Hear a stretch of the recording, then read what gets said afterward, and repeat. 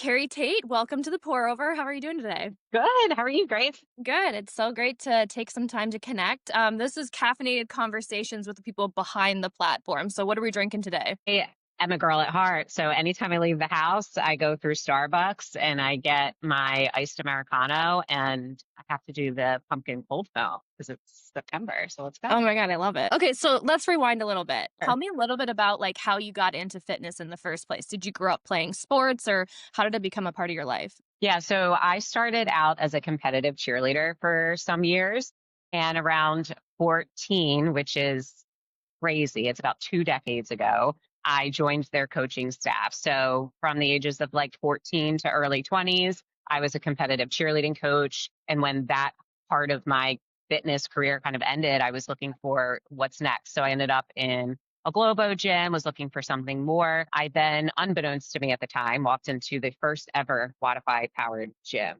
And it was a Really? CrossFit. Yeah, it was a CrossFit gym. And I probably worked out alongside of the founder of CEO and our current AE lead, John Walker, and had no idea, which is kind of funny. What? It's wild. And then a few years after that, I moved towns and I joined another CrossFit gym. They also were powered by Wodify, so shout out to CrossFit Medford. And I worked out there for a couple of years. I became L1 CrossFit or CrossFit L1 certified, ran classes. I got the opportunity to work shoulder to shoulder with my brother, who is one of the founders of Stellar Athletics. Stellar is, I'm so proud of it. I really am. If you look back to 2020, and then I started to work with Wodify in 2022 full time. And so during that time, I was onboarding. So I was seeing all of these gyms come through. And at that time, I recognized that Stellar's brand was so ahead of the curve. Mhm. And during 2020 or 2022, I started to recognize these gyms that were coming on, and they started to really focus less on how much can we break down your body and more on let's break down your body, but also build it back up. And Stellar Mhm. was so far ahead of the game in doing that. They started to do that in 2020. And they really are less focused on what goes on during the 60 minutes that you're in the gym and more focused on what are you doing all other 23 hours of the Oh, day. How are you recovering? What are you putting in your body? What are you putting on your body? Who are you spending your time with? Because that becomes who you are. And how can we help you recover from what you've done inside of here and support those goals that you want to get? okay. Yeah, So let's back up a little bit to the cheerleading because that's so interesting. sure. Yeah. First of all, like, what do we think about the Dallas Cowboy cheerleaders documentary? Did you watch it? I watched about 10 minutes and then I realized it is very different from the competitive cheerleading that I was into. If you've ever seen the Netflix documentary Cheer, Yeah. season one, Yep.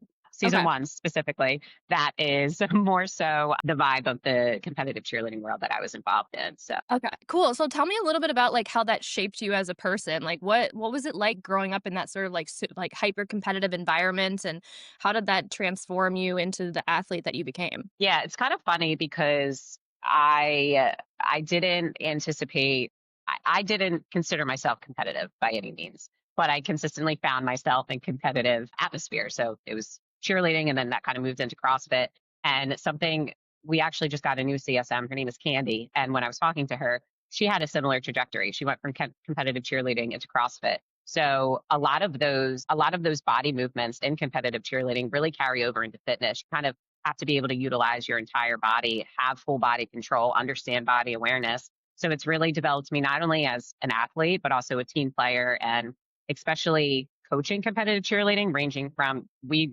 coach 3 year olds all the way up through high school. So being able to teach and communicate and interact with such a wide range of ages was really huge. And it was really part of like a big developmental piece for me as a coach and a trainer. That's really cool. So, and it's kind of interesting because you would think like at face value, the transition from competitive cheerleading to CrossFit would be a leap, but it's Right. interesting to hear that there's like this really natural progression there. So, like, what drew you to CrossFit specifically when you found it? I competitive cheerleading, I mean, you're literally throwing humans up and down. So I love the aggressiveness of being able to just pick something up very heavy and being able to just slam it down. Like you don't have to gently put them down. You're not lightly putting humans down on the floor. You can really just throw it down. So just having that high energy, that high impact kind of movements really, really spoke to me.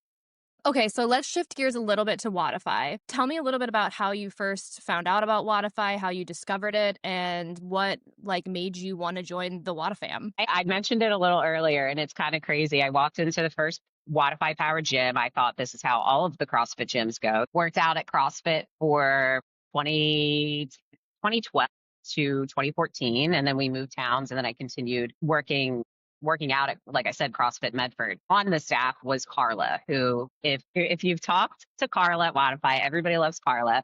And she put a post out there and it was like, hey, they have this social media position that's opening. I had just had my twins and I was like, what else am I going to do? Wait, you started in social media at Wodify? Started in social media. I Oh my started, god. yeah, listen, I was just posting on Instagram. I was responding to Facebook posts and LinkedIn. That was me.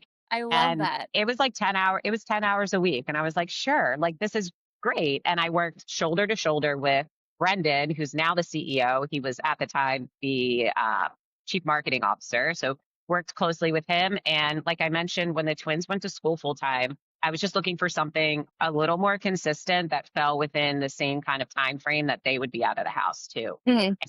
So at the time, I was looking for something full time on the marketing team because that's what I knew.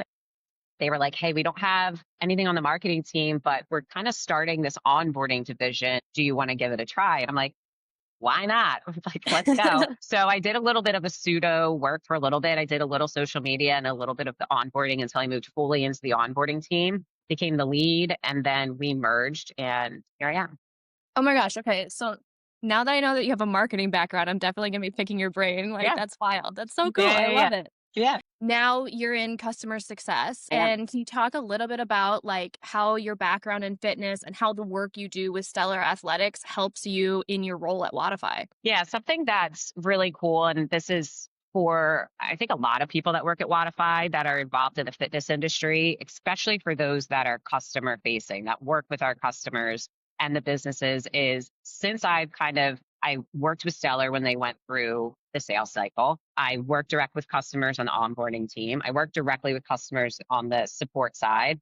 And I've been able to see the full life cycle of a client or of a customer inside of Wodify. And something that a lot of us at Wodify get to do and that feels really good to do is not just be able to look at our customers and say, like, this is the best way to do this. We're able to say, this is what I do. This is Mhm, what works for me. This is what works for the business I use Wodify at. It's a great way to not only connect with our customers, which is something that we always try to do, but build that trust with them. Like, hey, I right. got you. I'm a partner with you. Take my advice. This is what works. I've tried it. This is what doesn't work. So it's nice to be able to have that real life use case and be able to say, I don't just empathize with your situation, I understand your situation, which I think is really important. So, you mentioned you've got twins, just 2 kids, or how many do you have total? I have two. Yeah, Okay. I have two. I have two. They're twins and they're about to turn 7. You've got a lot going on then, right? So you've got twins, you've got your work at Wodify, you support your brother at Stellar Athletics, like, that's amazing. Like, what kind of advice do you have for people who might be scared to take more on or are struggling to juggle all these different facets of their life? Like, how do you do it? How do you keep every day going? And to be honest, I'm not sure. I often get that question. Um, and you just do it. I think a lot of moms, and I'll say parents too, a lot of parents can relate to it's just a switch that goes on when you become a parent, and there's no option. There's no option. You have to juggle everything and prioritize. Prioritize is a big part of it. And something that my boss, Ben, just said to me yesterday, he gave me an analogy about spoons. Mm, And you only get a certain amount of spoons per day, and everything in your life requires X amount of spoons, and you don't get more. And if you need to put more spoons into work, you have to take it from somewhere else. Prioritizing and deciding, what's most important, what can wait, what can't wait. What you put most weight into is what's most important to you. And there's no option. You got to do the laundry. Your kids have to wear clothes. Your family has to eat, and the work has to get done. So you just do it. What's one piece of advice you'd give to gym owners today? This is going to sound very roll your eyes at this one, but from where I'm sitting, my biggest suggestion to gym owners is get a reliable tech stack. because you opened a physical space for a reason. And most of the time, you would hope that the big driver of that reason is you want to help people, you want to touch people, you want to improve people's lives. And yeah, you also want to be a business owner, but you're doing that through fitness. And if you're stuck behind a computer and you're chained to it because you got to answer emails, you have to process payroll, and you have to process invoices and manually log it on a Google sheet, you're taking all of that time that you could have spent inside of that gym and you're pouring it into a computer and you're forgetting your why. So I would get that done, and also be fearless. I think that's something else that my brother and his partner Shane do is they don't shy away from anything difficult. They Mm. try everything they want to try, and I've yet to see a failure come out of it. They've succeeded in kind of every area that they've gone for, and that's something super admirable, and it's been exciting to watch. Yeah, that's really interesting. I think the concept of failure can be paralyzing for people who are trying to start Totally. something new or test something new. So would you say that's like one of the biggest mistakes that you see other people have is just like fear of failure and not trying things that make you uncomfortable? Sure. Yeah, I think that's a big part of it. I think that's a big blocker for most people, whether they're business owners or just you could apply that to the gym. Like, Yeah, oh, I'll never be able to do X, so I'm not even going to try Y. Like, no, try it right. all. Get in there and see what you can and can't do. And a lot of the limitations that people put on themselves, whether it's business or personal, it's just inside your head. So, I mean, you mentioned tech stack a little bit, but Mhm, if you were gonna open a gym tomorrow, mhm. what's the first thing you would prioritize? Get on a call with the account executives at Wodify, without a doubt. Easy, Yeah, easy. I mean, even if it's not Wodify, anything that's going to automate the business to get you out of the office and back into the gym. I think, we talk with a lot of customers that come on to Wodify, and a big driver is, of course, revenue, but also time. And finding a tech stack that works for you, automates things, and gets you back in front of the people and connecting you back to your why is just. Right. I love that. I love the concept of your why and figuring out how to like pull that as a thread through everything you do. I think that can be a really powerful driver. Mhm. So Yeah. that's great.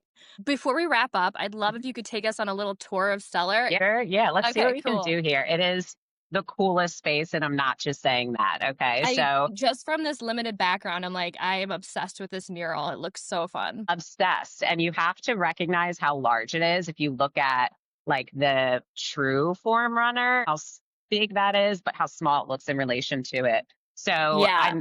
I mentioned that they are big on recovery. It's not just what happens while they're in here. And I'm just going to show you a couple pieces that I'm just like so pumped about. They also have a PT place inside of Stellar. So if you need it, it's there. We have all of these different ways to train, endurance. We have those kind of the sleds, the airdynes, the true form. And let me take you over here. This part's the fun part. This is like the free weights. Also, it's huge. Like Oh my, all it's of like a this, massive it's a warehouse. massive warehouse. There's all of this turf.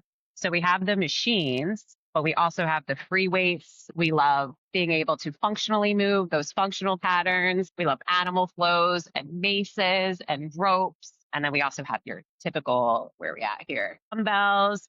Then we have all of the machines over here. So you can Wow. see, I'm going to take you one more place, which is really cool. I mentioned that they don't just train adults, they train athletes of all ages. This is all of this extra turf.